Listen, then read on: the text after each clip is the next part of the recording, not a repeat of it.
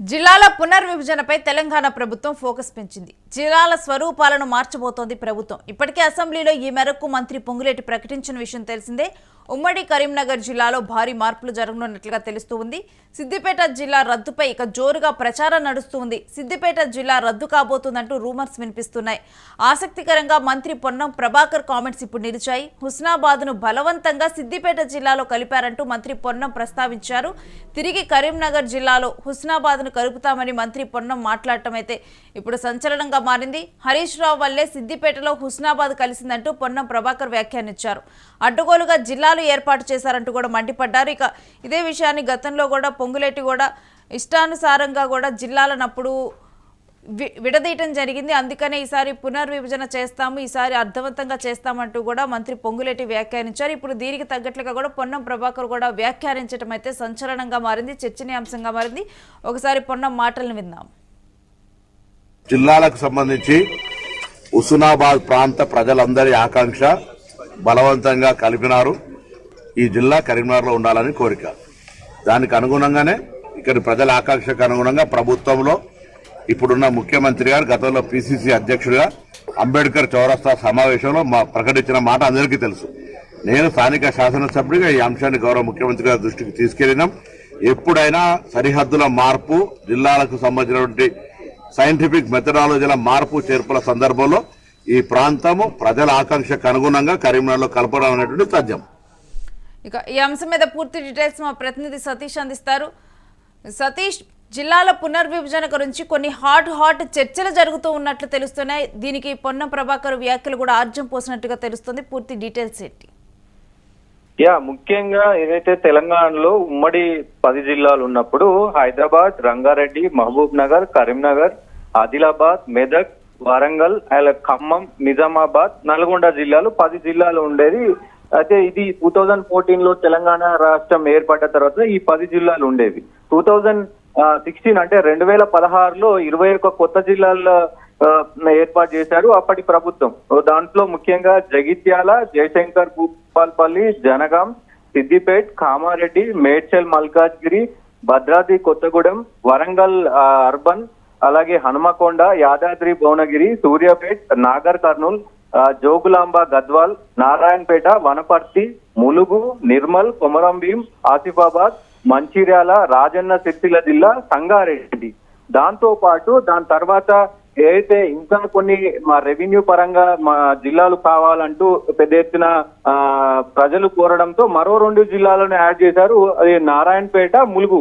ఈ మొత్తం కలిపి 33 జిల్లాలుగా అప్పుడు ఏర్పాటు చేశారు. దాని తర్వాత ఏదైతే కాంగ్రెస్ ప్రభుత్వం వచ్చిన తర్వాత మొన్న అసెంబ్లీలో పొంగులేటి మాట్లాడుతూ ఏదైతే ఈ 33 జిల్లాలకు సంబంధించి పెద్ద ఎత్తున ఇబ్బందులు అవుతున్నాయి, ఇది అంకెల గారడీ కోసమే ఈ జిల్లాలను ఏర్పాటు చేశారు.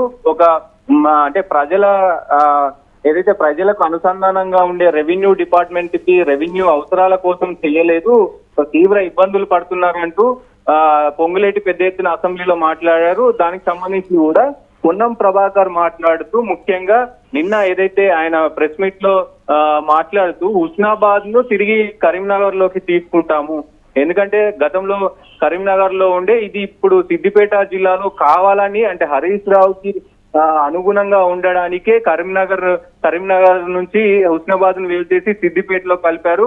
అలాగే గతంలో జనగామ జిల్లా కాకుండా కూడా హరీష్ రావు పెద్ద ఎత్తున పోరాటం చేసిండు. ఆయనకు ఇష్టం లేదు, ఎందుకంటే జిల్లా ఏర్పడితే అక్కడ వేరే లీడర్ కి ఇది ఉంటది కాబట్టి ఆయన జనగామ జిల్లాను కూడా కాకుండా చేశాడు అనేది మాట్లాడిన పరిస్థితులు అయితే ఉన్నాయి. ఇటు జనగామ జిల్లాతో పాటు ఇప్పుడున్నటువంటి సిద్దిపేట జిల్లాను సంగారెడ్డిలో కలిపే ప్రయత్నం చేస్తున్నారంటే ఇప్పుడు కూడా వార్తలు వస్తా ఉన్నాయి. మరి ఇప్పుడు ఉన్నటువంటి ఈ ప్రభుత్వం సిద్దిపేటను గనక ఒకవేళ సంగారెడ్డిలో కలిపితే సంగారెడ్డిలో కీలక నేతలుగా ఉన్నటువంటి జగ్గారెడ్డి గాని ఇంకొక వేరే వాళ్ళకి అంటే మొత్తం ఏదైతే రాజకీయ పరంగా లబ్ధి చేకూరే అవకాశం ఉంటది కాబట్టి హరీష్ రావును టార్గెట్ చేసి, అలాగే హరీష్ రావుకు అక్కడ లోకల్ గా సిద్దిపేట జిల్లాలో పెద్ద ఎత్తున మొత్తం కూడా అనుసంధానం ఉంటది కాబట్టి ఒకవేళ జిల్లాలు ఇంకా ఇటు మారుస్తే మరి హరీష్ రావుకి ఇది పెద్ద దెబ్బ అనే చెప్పుకోవచ్చు.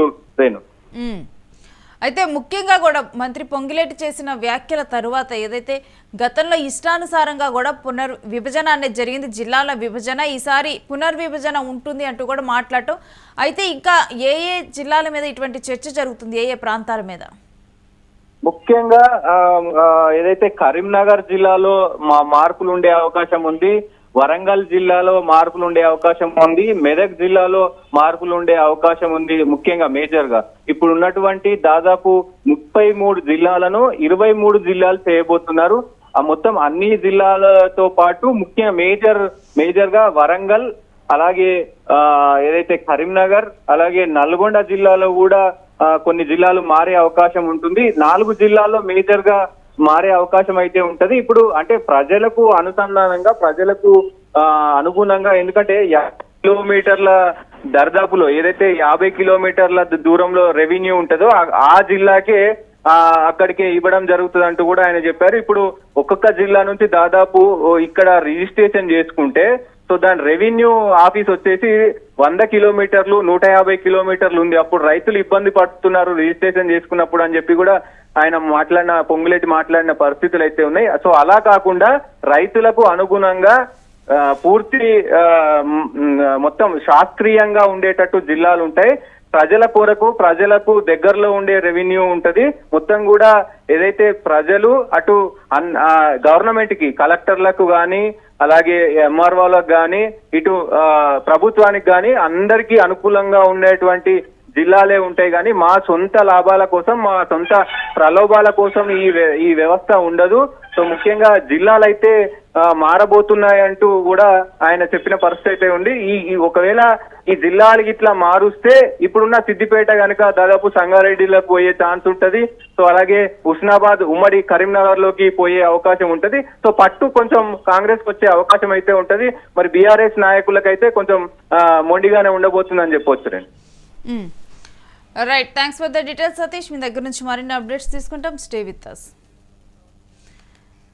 ఇక జిల్లాల పునర్విభజన అంశం ఏదైతే ఇప్పుడు తీవ్రంగా కూడా తెలంగాణలో చర్చ జరుగుతుంది. ముఖ్యంగా కూడా పొన్నం ప్రభాకర్ వ్యాఖ్యల తర్వాత అయితే ఇది రాజకీయంగా ప్రాధాన్యత సంతరించుకుంది.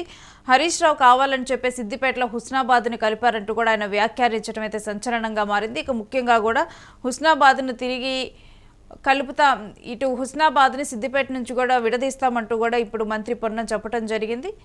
ఇక హరీష్ రావు వల్లే హుస్నాబాద్ సిద్దిపేటలో కలవటం జరిగింది. తిరిగి మరలా కూడా కరీంనగర్ జిల్లాలో కలుపుతామంటూ కూడా ఈ విధంగా కూడా కొన్ని జిల్లాల్లో కీలక మార్పులు ఉండనున్నట్లుగా తెలుస్తోంది. ఇదే ఇప్పుడు ప్రజెంట్ చర్చనీయాంశంగా మారింది పునర్విభజన అంశంలో.